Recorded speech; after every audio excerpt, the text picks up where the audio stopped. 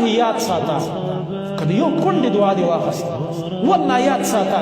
که د یو یتیم دعا در باندې ولګېده، د یو غریب مسکین دعا در باندې ولګېده. زما او ستا بچی چې سهار او ماښام کې وړچېږي د یخنۍ، په ایمان ووایه څومره فکرمند دی ورته. که درته ښځه وایي یو بنې ورله واخله، جرابې نشته، بوټان یې خراب شي بوټان ورله واخله، ټوپۍ ورله واخله چې دا غوږونه یې پټي، سهار ډېر یخني چې سکول له ځي، او دغه رنګه ماسخوتن کې هم ډېر یخني، ماشوم بیمار نه شي، سینې خرابه نه شي. همږ یو بالکل صحیح یا ټلیفون کو بازار ته څوک پیژني، هلکه یو څه خو راولېږه، یو بنین پکار دی، دا پکار دی، یا یې ولېږو چېرته بازار دی، یو سره خپله ځو چې هلکه لاړ شو دې بچو له د پیزار غم وکړو، د جرابو غم وکړو، د ګرمې ټوپۍ او د ګرم بنین غم وکړو چې د ده دا وجود برابري. زما او ستا په دې معاشره کې، زما او ستا په خپلوانو او رشته دارانو کې داسې ماشومان شته که نشته چې د جامو وسیله کړي؟ پلار یې بېګا له 800 روپۍ راوړي، په دې 1000 روپو باندې چې 1000 روپۍ شي لا 1000 خو لا د ډېرو خلکو نه وي، ډېره کمه تنخوا وي، ډېر زموږ په دې ملک غربت دی، او دې دا ټوله میاشت تېره شي، دې کرایي ورکړي، دې د بجلۍ بل داخل کړي په دې پیسو، دې د ګیس بل داخل کړي، دې د ماشومانو فیس ورکړي، دې پې بچو له دوایي راوړي، که دا ته ورله جامې او بنین او کوټ واخلي، کم از کم د دې کمزورو خلکو خیال ساتل او د خپل وس مطابق یې وکړئ. تاسو ټولو ته زه دا دعوت یخې ورځې دي، تکلیف دی، والله یاد ساته که د یو کونډې دعا دې واخسته، والله یاد ساته که د یو یتیم دعا در باندې ولګېده، د یو غریب مسکین دعا در باندې ولګېده، ځان چاته مه ښایه. دا شوق هم مه ساته چې ته مدد کې او خلک ستا نوم یاد کړي، بلکې امام ابن تیمیه رحمه الله نور علما خو ویلي چې چا سره دې تعاون وکړو هغه ته به دا هم نه وایي چې ما ته دعا وکړه، دا ټکي مرتبط بالکل دلالت بس چې د چا لپاره چې باغي نه که نه، هغه رب تا ګوري که نه، هغه رب به تاله داسې بدلې درکړي چې ستا به سوچ او ګمان کې هم نه شي دا ما سره څه وشو. یاد ساته کم خلک هم چې د کمزورو د غریبانانو د فقراو مدد کوي، تعاون کوي د خپل وس مطابق، یو جوړه جرابه یو بنین په دې به څه وشي، یو څادر یو بابا له واخلي، یو بوډا سړی دی بېوسه دی، ستا په محله کې دی، ستا په علاقه کې دی، یا ستا په رشته دار چې دی، تره دی دی، ماما دی دی، بل رشته دار په دې به تا نه څه وشي، هېڅ نه کمېږي ستا نه، خو الله سبحانه وتعالی به داسې یو عجیبه طریقه باندې ستا په مال کې برکت واچوي، په داسې طریقه باندې به تاله بدلې درکړي چې ته بیا حیران یې، ټول عمر به خوشحاله یې. صدقاتك إذا كمان إنما ترزقون على فقرائكم وضعفائكم یا بفقرائكم وضعفائكم حدیث کې راځي تاسو ته چې رزق درکول کېږي که ته غواړې چې زما رزق الله فراخه کړي الله وایي دا رزق په کمزورو او په فقراو باندې خیال وساته بیا ته خپل رزق ته ګوره د الله نبي فرمایي صلی الله علیه وسلم ته ګوره چې بیا ستا رزق څنګه کېږي الله سبحانه وتعالی رزق فراخه داسې مدارس شته دي په مدرسو کې یتیمانان ماشومان ډېر داخلي څوک څوک یې تربیتنې مدرسې تېرېږي کم از کم یو مدرسې ته خو سر یو ورځ ښکاره کړه که نه د دې مولوي صاحب سره خو یو ورځ کښېنه مولوي صاحب دا شاګردان دا د کوم ځای تا ته وایي دا د واجوړ او د دیر او د سوات او فلان او فلان د چترال د لرې نه برابر غریبان داسې به ډچېږي جامې بیا کم از کم ورته ووایه خیر دی د یو 5 کسانو دپاره به زه جامې راولېږم یو 15 بنینونه به راولېږم نور به ډېر وس نه کېږي یا ته ماله لږ لیست راکړه څومره کسان دي چې بنینونه یې نشته دی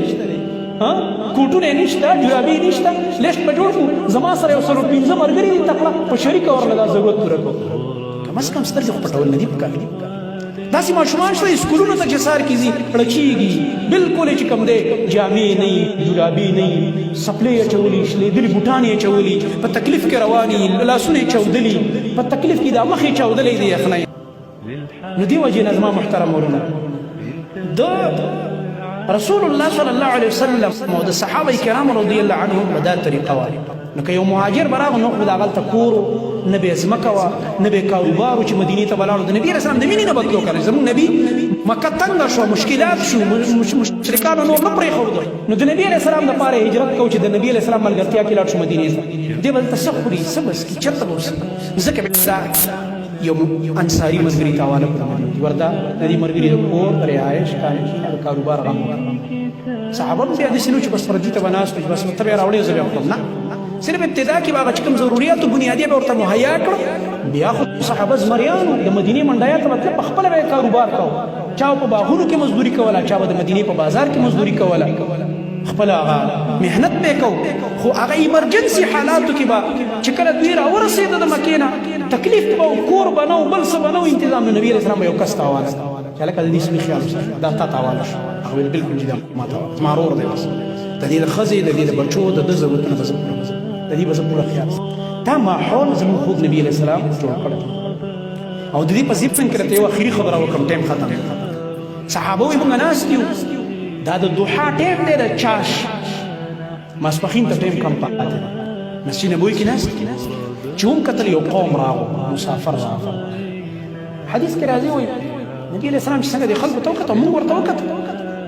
نو دا داسې خلک وو چې مجتاب النمار متقلد السيوف، تورې غاړو ته دي. د عربو د عادت به چې بس خامخا چې چېرته ورته تورې غاړې ته، ځکه دا ډاکوان ماکوان او د خطرې به ډېرې وي، صحراونه او دښتې، توره به یې خامخا دغه کوله ګرځول. او دا جامې چې کومې اچولې دي داسې عجیبه عجیبه غوندې جامې اچولې، شړیګانې په ځان را اچولې، کمزورې جامې دي د ټول. دا قافله را مسافر صحابه وایي دا اکثر د مزر قبیلې وو، بل كلهم من مضر، بلکې اکثر د مزر قبیلې وو. مزر یو قبیله ده په عربو کې. دا د هغه ځای نه دا مېلمانه راغلل. نبي علیه السلام چې ورته څنګه وکتل، رنګ مبارکي چینج شو، بدل شو، خفګان نه، د دې دا سفر په رنګونو کې زیړوالی، د دې جامو کمزوري، دا غربت، تکاوټ، دا چې زما او ستا نبي وکتلو خفه شو. څومره کمزوري خلک راغلل، مېلمانه راغلل، غرمې ټایم دی، اوس د ماسپښین مونځ ټایم کېږي، لګیا دی ماسپښین مونځ ټایم کېږي، په دې ټایم کې غرمه راورسېده. رسول الله صلی الله علیه وسلم صحابه فرمایي فورا یې مونږ ته اعلان وکړ چې ملګري مونځ چې وکړئ لاړ شئ. د چا په کور کې چې څه دي، او عجیبه خبره دا ده چې اول خپل کور ته لاړو نبي صلی الله علیه وسلم، اول خپل کور ته منډه کړه. دا زما او ستا نبي د مېلمه انتظار، اول خپل کور کې سوال جواب وکړو چې مېلمانه راغلي دي، چې څه برابري چې هغه ورته کېږي. او بیا صحابو ته چې تاسو سره څه کور کې راوړئ، حاضر یې کوي چې د دې مېلمنو اکرام وکړي. او بیا یې د دې خوراک سره سره ورته دا مو فرمایل که د چا سره کومه جوړه سیوه یا غم راوړئ، ځکه دې جامو ته وګورئ تکلیف کې دي که صحابه کرام فرمایي د نبي صلی الله علیه وسلم دا رنګ دومره د خفګان د لاسه پریشان و، دا رنګ مبارک یې مو کتل و رنګ یې بدل شوی د خفګان. خو چې کله صحابه وروستو خوراکونه راوړل او جامې راوړل، یو طرف ته خوراک ډېری جوړ شو او بل طرف ته د جامو، وایي د نبي کریم صلی الله علیه وسلم دا رنګ مبارک دومره ښکلی شو، د اننګو مبارک یې چمک لګوله داسې خوشحالۍ د لاسه، ځکه نبي علیه الصلاة والسلام ښکلی انسان، نو په دې مخ مبارک کې به خفګان هم بیا معلومېده، خوشحالي به بیا معلومېدله. چې کله به وایي غوسه په یو خبره به غوسه شو، وایي دا ننګي خو سره شو، تا به ویل که چا پکې د انارو جوس نه چوړ کړلو، اوس به تې انار راوځي لګیا دی، د انارو جوس به تې راتویږي. او چې کله به نبي کریم صلی الله علیه وسلم خوشحاله شو، نو د خوشحالۍ نه به دا ننګي مبارک داسې پړقېدل، تا به ویل چا سونې یا چاندۍ له چمک ورکړل، لکه سونه او چاندي چې پړق وي، داسې پړق به وه. دا زما استاد خوږ نبی صلی الله علیه وسلم کردار، د غریبانانو، د کمزورو، د محتاجو، د مساکینو، د فقراو خیال دای ساتلی زما محترم. الله رب العالمین دې موږ ستاسو په ټولو مسلمانانو باندې رحم وکړي. الله رب العالمین دې څومره محتاجه خلک دي، کمزوري خلک دي، ضرورتمند دي، الله سبحانه وتعالی د عظیمو خزانو نه د هغې هغه ضرورتونه پوره کړي. الله سبحانه وتعالی دې موږ تاسو له وس راکړي چې څومره کمزوري خلک دي، موږ سره د خپل وس مطابق تعاون وکړو.